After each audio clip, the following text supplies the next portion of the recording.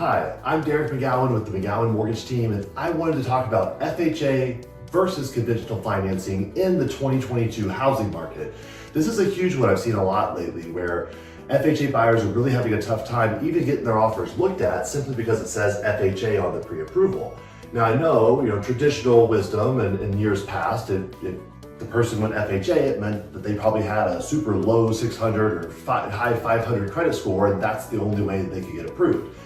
But if we look at it a little closer, the regulations have really tightened up on what's required to qualify for conventional. That's one aspect that's pushing so many more buyers to FHA as the only option that gets approved. Fannie Mae and Freddie Mac have really tightened up the screws on their approval systems, the DU and LP, the automated underwriting systems. So it used to be, you could get conventional financing all the way down to a 620 credit score, and that technically is still what it shows in their rule book. But that's not the case in the daily interactions that any lenders have. Their automated underwriting system are spitting those out. The lowest qualified credit score that I've seen on a conventional loan since COVID started was 660. And that's really tightened up there. And that was just a one-off scenario. For most people, it's 680 or above. And I've seen quite a few cases, even recently, where we have a 699 credit score.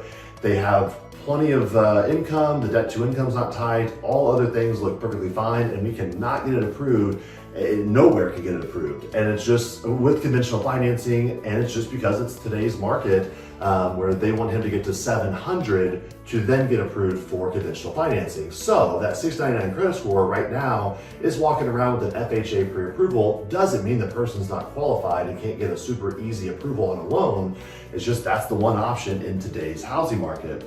The other big one is, FHA is much more lenient on the interest rates and the mortgage insurance. So if you're in that high 600 or mid 600 credit score range, where you're kind of teetering on the fence of FHA or conventional, but FHA has the same mortgage insurance rate for everybody, and their interest rate is, let's say around 4% right now.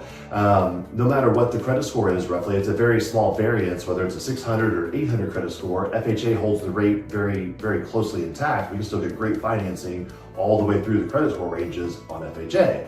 Conventional, we have amazing financing if the credit score is there, but it really falls off fast. So the first phase is just getting it approved, like we talked about originally, and it's been tougher than ever before getting it approved.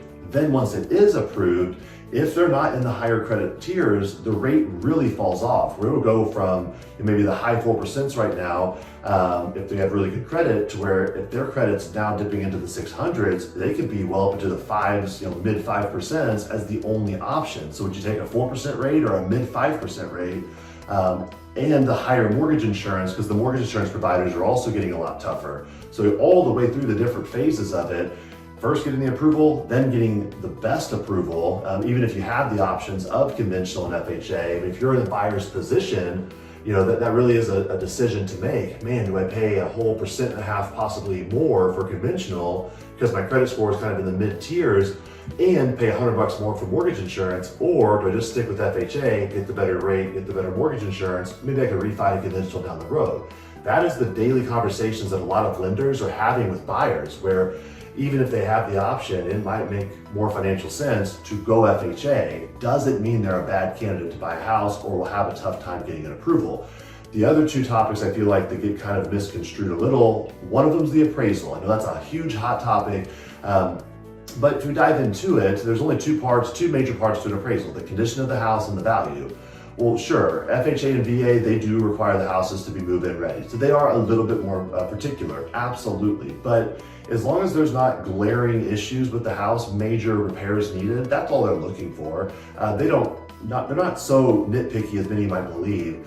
Sure, on some things it can be like, hey, put a handrail here or things like that. But other than the major things, FHA and VA appraisals aren't that crazy on the conditions. It's usually the major glaring issues that conventional appraisal very well could catch as well.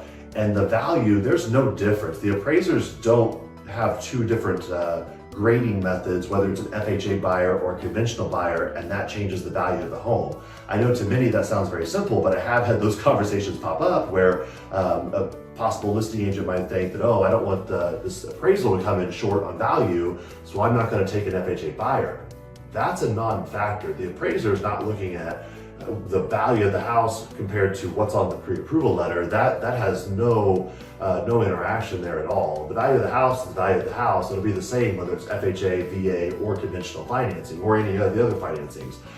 So that's a moot point there. And then the last piece of it is I feel like some people believe that an FHA loan is tougher to get approved. That's not really the case. It has to go through the same channels as a conventional loan does for 99% of the process. There's not, I mean, sure, conventional loans, if the person's putting 20% down, they have an opportunity to have an appraisal waiver. Absolutely, that's probably the big one. But aside from that, FHA follows the same, overall major guidelines of a loan to get an approval. I think possibly some lenders don't know FHA as well. I have ran into that because many lenders just focus on kind of the perfect, 800 credit score, and that's the only thing that they know. But as long as you're not dealing with one of those lenders, then there's no reason why an FHA loan should take longer than a conventional loan to get a final approval, to get the loan closed. I fortunately did start off my career only doing FHA financing, so I did learn how to work. That did bring on some lower credit scores there, so I learned how to work through that and work through the channels of FHA. So now, flash forward to today, where now I do FHA, VA, conventional, USDA, non-QM, all of it. But I still really value that time getting to know the FHA ins and outs. And I can certainly say there's not a major difference in how those loans get approved compared to conventional. So really, as you really dive into all the details and all the facts, there's not that big of a difference, a big of a variance. And I don't think the FHA pre-approval letters should get shut down the way that they are. So that's my 2 cents. I'm Derek McGowan with the McGowan Mortgage Team, here to help homeowners monitor and navigate their way through the 2022 housing market.